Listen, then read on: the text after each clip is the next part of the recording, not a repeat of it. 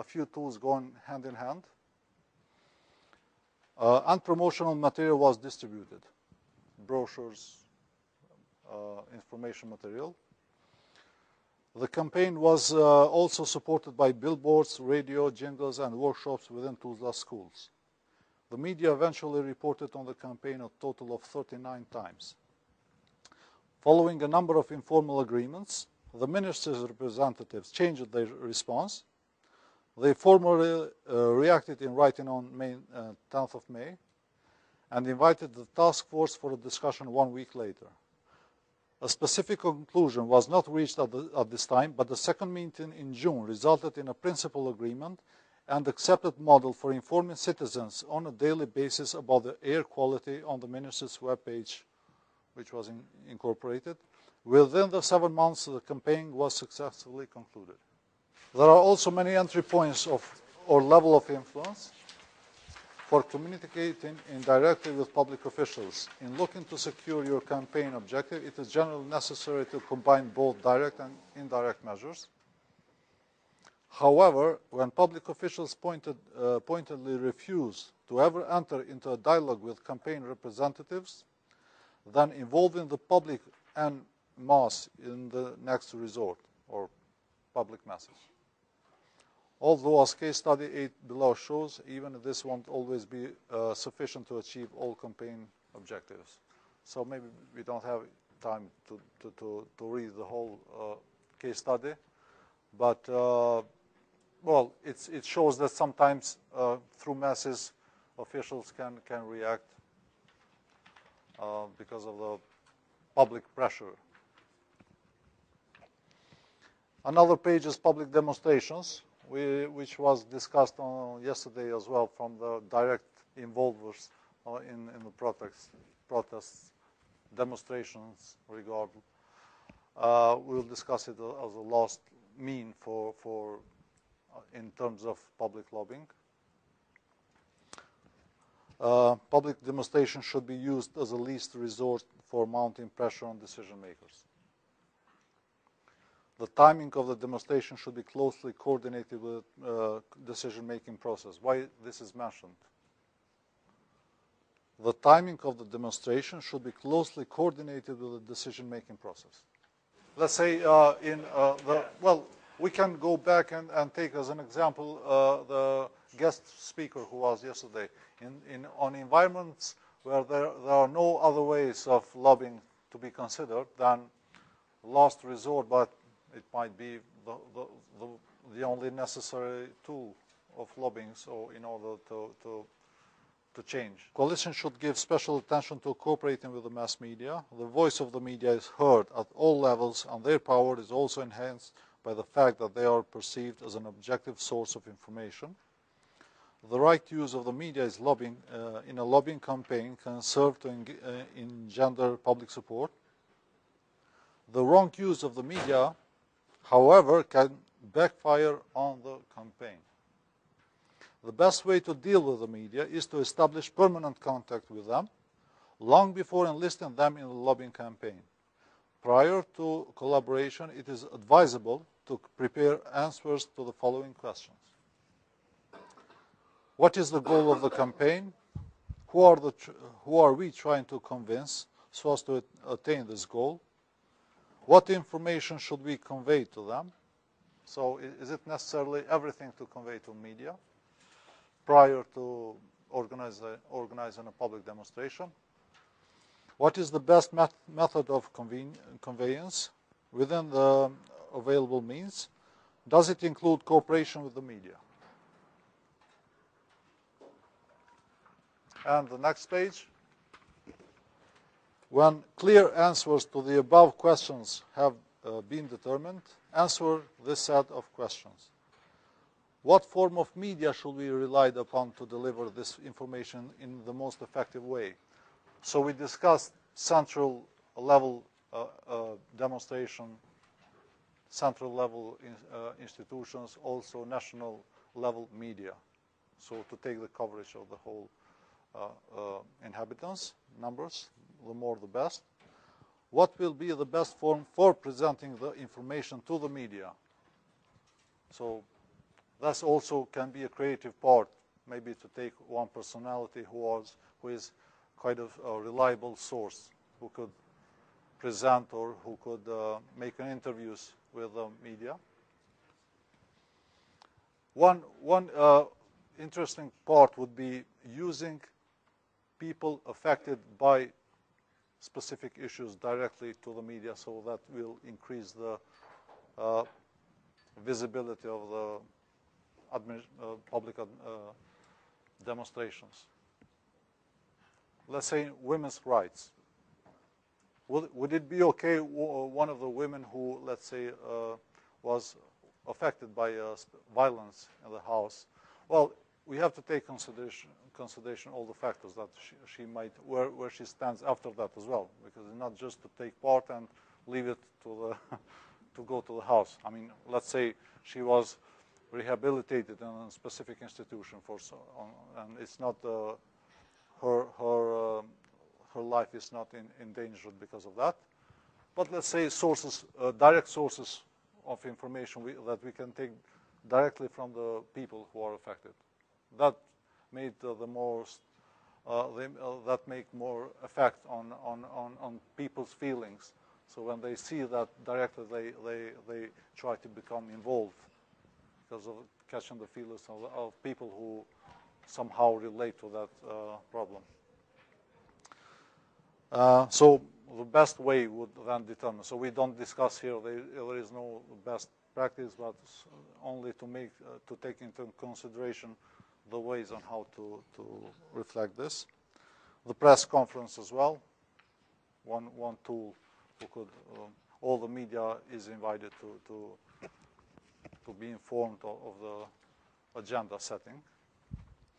On the next page, writing letters to local and national newspapers, phone calls to local radio station broadcasting live, appearance on talk shows and TV programs. We have one case study, but it's too far than Chile, so we'll come back here. How to lobby effectively. We'll take this down first. Confuse your own views with those of the organization's members. This was specifically taken because some CSOs in the Balkans, although they try to make some points, sometimes their own reflections, they had problem within their organization. This is one of the most serious mistakes lobbyists make. A lobbyist's role, particularly when it comes to discussion with politicians, it is to act on behalf of the organization's members and not to present her own views, even if she believes they are the most beneficial for the organization. Lobbyists should remember that as an expert in a given area, he or she will always be responsible for fulfilling tasks set by members of the organization. So, no personal views when doing lobbying. How to influence, the next page, how to influence legislation. It's a very good story also, it's in Poland. Our colleague informed us about this in July 2005. So we'll take some, because it's a lot of information on this material, we'll try to take some of the extract, some of the information that we might use in our public, in our lobbying campaigns. First, regularly monitor the relevant official sources about upcoming legislation. So, I would like just to mention, did you hear about 3 Ps in lobbying? What that means? 3P. P, people. Another P is procedures. And 3, processes. One without another, it can affect the lobbying campaign. Procedures. We might know, so the first one is relating to procedures. If we know the people,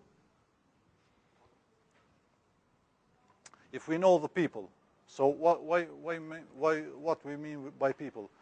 People who are directly, who could, decision makers. What decision maker? At what level?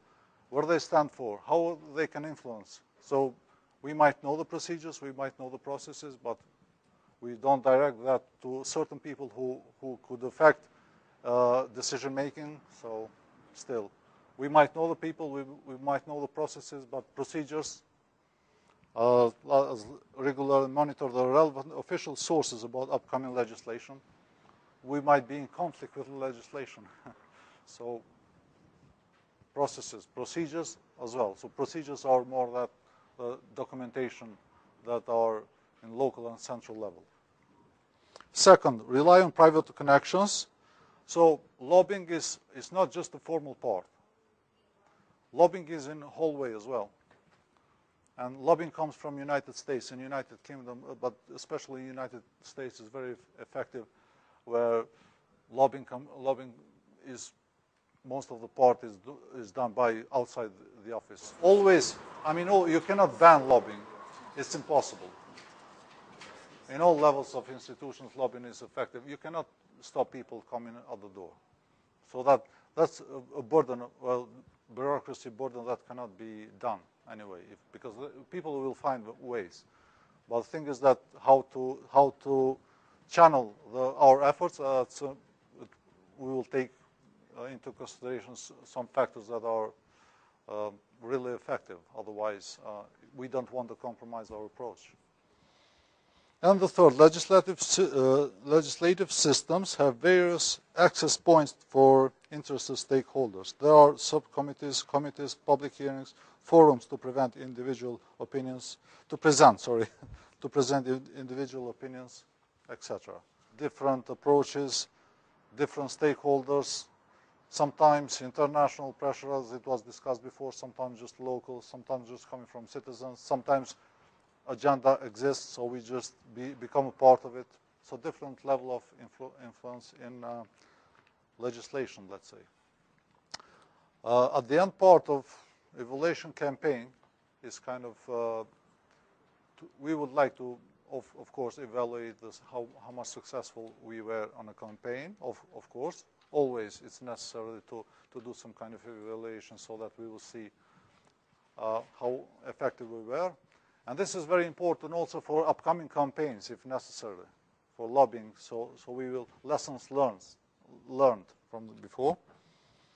So once a campaign has been concluded, so this is the last page, the lobbyist must undertake several measures, irrespective of its outcome. Inform members of the organization and coalition about the outcome of the campaign. Special thanks should go to deputies, officials, and all supporters of their backing. So it's always to be thankful to the people, of course, who helped us, so that we would maybe I would not use maybe the term use, but we will cooperate with them, with the politicians, officials, administrative officials who may be a part, who could play a role in different levels in their organizations, institutions, governmental. Since lobbying is a collective effort, a short description of the critical phases and partial successes and failures during the course of the campaign will be useful to all participants. Prepare a short report for the management of the organization or coalition and file it with other related documents. This should lead to, in turn, to developing a list of activities worth conducting in the future. So we would say this lessons learned from the lobbying. Separately record how individual decision makers decided, those who strongly backed their position and those strongly against it. The lobbyists should also describe the degree of support and participation in joint efforts of outside organizations, deputies, officials, experts, and leaders supporting the coalition. This will help avoid disillusions in the future and possible failures as well, since the strength and influence of a lobbyist depends upon the strength of the support they receive. This list of contacts and their description is one of the most valuable things a lobbyist has. It is the main tool of their work. So from any campaign we could learn so that we will know where officials stand, positive, negative, who have more influence, who want in any case discuss with us, And we will learn, so for upcoming campaigns, we will know more or less our approach, where it will stand.